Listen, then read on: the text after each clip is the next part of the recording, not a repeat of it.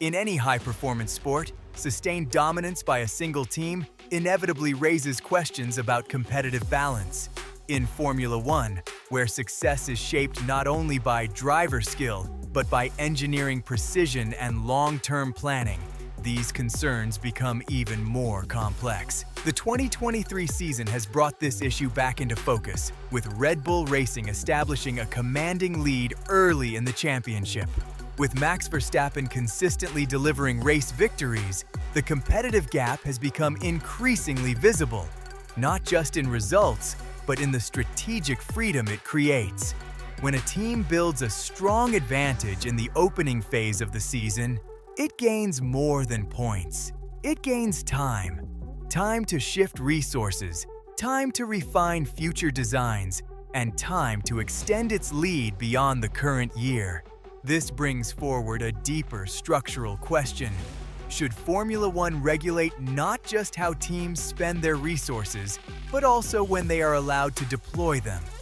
Because in a sport driven by marginal gains, timing itself can become one of the most decisive advantages. Against this backdrop, Lewis Hamilton has put forward a proposal that targets a less visible, but highly influential aspect of Formula One performance: development timing. Rather than focusing on budgets or aerodynamic limits, his suggestion centers on introducing a standardized date that would determine when all teams are allowed to begin work on their next season's car. The idea is straightforward in principle. By preventing teams from shifting their focus too early, the regulation would aim to remove the advantage enjoyed by those who secure a comfortable lead early in the year. In theory, this would compress development windows across the grid, forcing every team to operate within the same time frame when preparing for the future. What makes this proposal significant is that it challenges an established norm within the sport. Traditionally, teams are free to decide how and when they allocate their resources across current and future projects. That flexibility has long been seen as part of the competitive landscape. However, Hamilton's suggestion reframes it as a structural imbalance, one that may be contributing to extended periods of dominance. At its core, this is not just a technical adjustment. It is a broader question about whether Formula One should intervene more directly in how competitive advantages are created over time. In Formula One, the most decisive advantages are often the least visible. One of the most influential is the ability to begin work on the next season's car earlier than rivals. When a team secures a strong position in the current championship, it can gradually reduce development on its existing car and redirect engineering capacity toward future designs. This shift is not immediate, but it compounds over time. Wind tunnel hours, computational simulations, and design iterations can all be applied sooner, allowing concepts to mature earlier in the development cycle. By the time the next season begins, that team is not just prepared, it is already operating from a more advanced baseline. Financial regulations, including the cost cap, were introduced to control spending and narrow performance gaps. However, they do not fully address how teams distribute their resources across time. Two teams may spend similar amounts, yet one can gain a strategic edge simply by reallocating effort earlier in the season. This creates a subtle but powerful imbalance. Teams that are behind must continue investing in their current car just to remain competitive, delaying their future projects. Meanwhile, those in front can optimize both timelines, protecting their lead in the present while quietly building momentum for the next championship. The 2023 season offers a clear example of how early dominance translates into strategic flexibility. Red Bull Racing has built a position where race outcomes are no longer the primary concern. Maintaining consistency is. With Max Verstappen securing victories at a steady rate, the points gap to rival teams has expanded to a level that reduces immediate competitive pressure. This advantage changes the nature of decision-making inside the team. Instead of reacting to threats or chasing incremental gains each race weekend, the focus can shift toward optimization and long-term planning. Development upgrades for the current car become more selective, introduced only when they offer clear value rather than out of necessity. As a result, resources, both human and technical, can be gradually redirected. Engineering groups can begin exploring next year's concepts earlier without compromising current performance. This creates a dual benefit. The team continues to control the present season while quietly investing in the future. In contrast, teams further down the order remain locked in a reactive cycle where each upgrade is critical just to stay competitive.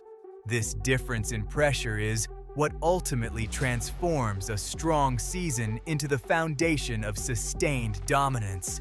For teams chasing the leaders, the situation creates a difficult strategic split. Organizations like Mercedes-AMG Petronas F1 team and Aston Martin F1 team are forced to decide how long they continue investing in their current car before shifting focus to the next one. On one side, continuing development offers the possibility of closing the gap during the season. Incremental upgrades can improve performance, secure podium finishes, and maintain competitive credibility. For teams with strong expectations, abandoning the current campaign too early carries reputational and sporting risks. On the other side, delaying the transition to next year's project comes at a cost. Every week spent refining the current car is a week not spent building the foundation for the future. In a sport where development cycles are tightly compressed, even small delays can translate into measurable deficits at the start of the following season. This creates a scenario where trailing teams face pressure from both directions. They must remain competitive in the present while knowing that the leading team may already be investing in what comes next. The result is not just a performance gap, but a timing disadvantage, one that becomes increasingly difficult to overcome as the cycle continues. Not everyone within the paddock agrees that this imbalance requires regulatory intervention. Max Verstappen has taken a more pragmatic view, suggesting that uneven competition is an inherent part of Formula One rather than a flaw that needs correction. From this perspective, the sport has always rewarded teams that execute better across all areas: design, strategy, and long-term planning.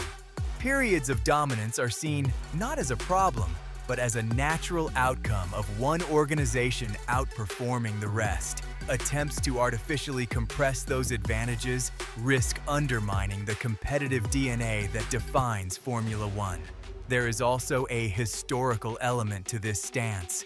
Leading teams in previous eras operated under similar freedoms, managing their development timelines in ways that maximized future success. When those teams were winning consistently, the structure of the sport was rarely questioned in the same way.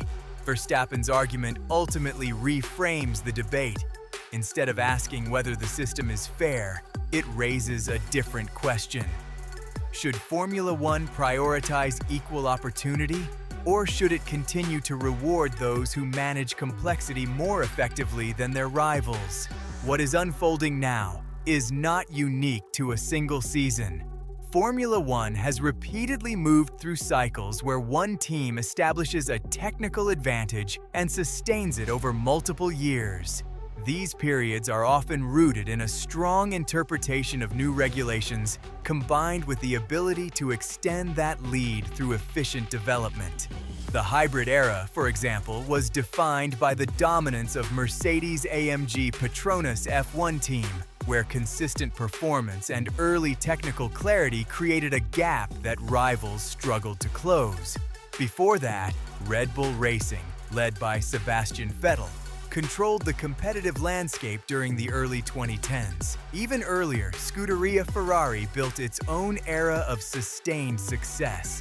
A common thread across these examples is not just innovation, but timing. Teams that gain an early advantage are often able to stabilize their current performance sooner, allowing them to begin development for the following season ahead of their competitors. This overlap between present success and future preparation is what turns short-term superiority into long-term dominance. Understanding this pattern is essential to the current debate. It suggests that the issue is not isolated to one team or one season, but is embedded in how Formula One's competitive structure has historically evolved. Turning the idea of a fixed development start date into a workable regulation would be far more complex than it appears. On the surface, setting a universal deadline seems like a straightforward way to align teams on equal footing. In practice, however, defining what qualifies as starting development introduces immediate ambiguity. Formula One car design is not a single event, it is a continuous process. Concept studies, aerodynamic research, and simulation work often begin long before a formal project is declared. Even if a rule specified a start date, teams could continue exploratory work under different classifications, making enforcement difficult. Monitoring such activity across multiple departments would require a level of oversight that may not be realistic. There is also the question of unintended consequences. Restricting when teams can begin future development could compress timelines so tightly that it increases risk rather than reducing advantage. Teams might be forced into more aggressive design cycles, potentially impacting reliability or innovation. Smaller teams, which often rely on flexibility to manage limited resources, could be disproportionately affected by rigid deadlines. Ultimately, while the intention behind the proposal is to reduce long-term imbalance, its implementation could introduce new complexities. The challenge is not just creating a rule, but ensuring that it delivers fairness without limiting the technical creativity that defines the sport.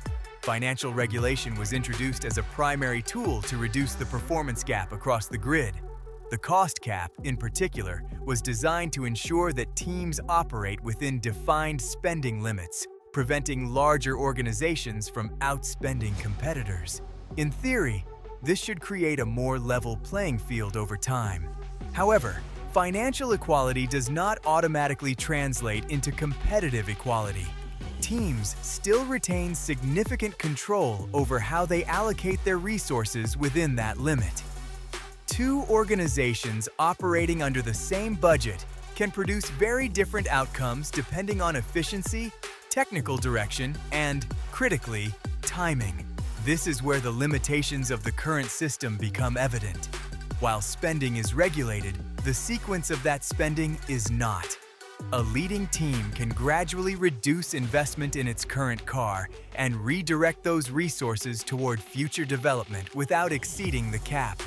Meanwhile, teams further behind are often forced to continue investing heavily just to remain competitive in the present.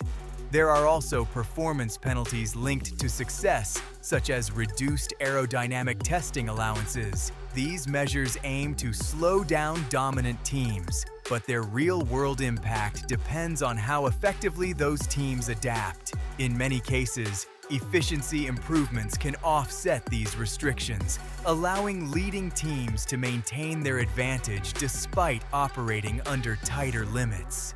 When regulations introduce limitations, the assumption is that performance will naturally decline. In Formula One, the reality is often the opposite. The most competitive teams are typically the ones best equipped to adapt, refining their internal process to extract more value from fewer resources. Teams like Red Bull Racing operate with highly optimized structures, where simulation tools, data analysis, and engineering workflows are tightly integrated. When restrictions such as reduced aerodynamic testing are applied, these teams respond by improving how efficiently each test is used. Fewer runs do not necessarily mean less progress, only that each run must deliver more precise insights. This adaptability becomes a competitive advantage in itself. Instead of relying on volume, leading teams focus on accuracy and decision-making speed. Development cycles become more targeted, and updates are introduced with greater confidence. Over time, this level of efficiency can offset the intended impact of regulatory constraints. For teams still building toward that level of integration, restrictions can have a more pronounced effect. Limited resources combined with less optimized process can slow development significantly. This creates a situation where the same rule produces different outcomes across the grid, not because of unequal enforcement, but because of differences in execution. For Mercedes-AMG Petronas F1 team, the current phase is defined by a careful balance between immediate performance and future ambition. While incremental improvements have brought the team closer to the front, the gap to Red Bull Racing remains significant enough to force a strategic reassessment. From a short-term perspective, continuing to develop the current car offers tangible rewards. Podium finishes, race wins, and consistent points all contribute to maintaining competitive standing and internal momentum. For a team with championship expectations, these outcomes still carry weight, both commercially and reputationally. However, the longer-term objective is clear: returning to a position where a title challenge is realistic. Achieving that requires shifting focus toward the next generation of the car at the right moment. Allocating too many resources to the current season risks delaying critical development for the future, while moving too early could compromise results in the present. This balancing act reflects a broader strategic dilemma. Success in Formula One is not only about maximizing performance in a single season, but about aligning development cycles to create sustained competitiveness. For Mercedes, the key decision is not just how to close the current gap, but when to prioritize the opportunity to lead again. The discussion around development timing is ultimately part of a larger question about how Formula One should evolve. As the sport becomes more regulated, with cost caps, testing limits, and tighter technical rules, the expectation is that competition should naturally become closer. Yet, as recent seasons show, structural advantages can still emerge in subtle ways. If timing continues to play a decisive role, it raises the possibility that future regulations may need to address not just how much teams can spend, but how they distribute effort across seasons. However, any intervention must be carefully considered.